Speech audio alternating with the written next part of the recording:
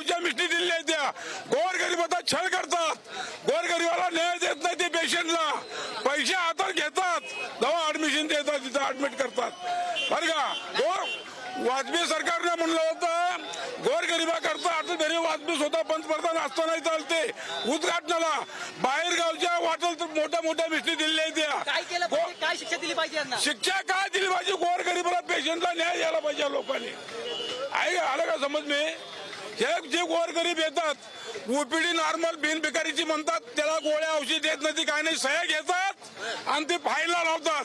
गोरगरिबाला इथं न्याय मिळत नाही. हे समजा भ्रष्टाचार हॉस्पिटल आहे लता मंगेशकरचं, मोठे मोठे लोकांचे हॉस्पिटल आहे, गोरगरिबाचं हॉस्पिटल नाही. पंतप्रधान निधीमधून मिष्टी दिलेल्या आहेत त्या मोठ्या मोठ्या. पण या सगळ्याला दोषी कोण आहे आणि दोषी- त्याच्यावर कारवाई कोण करणार?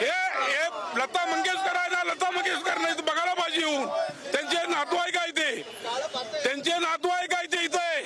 गोरगरिबाला न्याय मिळत नाही, भ्रष्टाचार करतात, गोरगरीब बघून न्याय मिळत नाही. न्याय आम्हाला पाहिजे लता मंगेशकर अहो ती गोरगरिबाला घेतच नाही साहेब.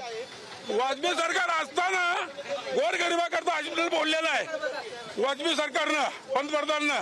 वाटेल थोड्या मोठ्या मिष्टी दिल्ली त्या गोरगरिबाकरता, पण गोरगरिबाचा उपचार इथं होत नाही, मोठ्या लोकांचा उपचार होतो. किती पैसे घेतात ते मला माहित नाही, किती पैसे घेतात ते मला माहित नाही. सुधारण्यासाठी काय केलं पाहिजे? हा सुधारावं म्हणून काय केलं पाहिजे? नाही कायदेशीर गुन्हा व्हायला पाहिजे, या हॉस्पिटलवर व्हायला पाहिजे.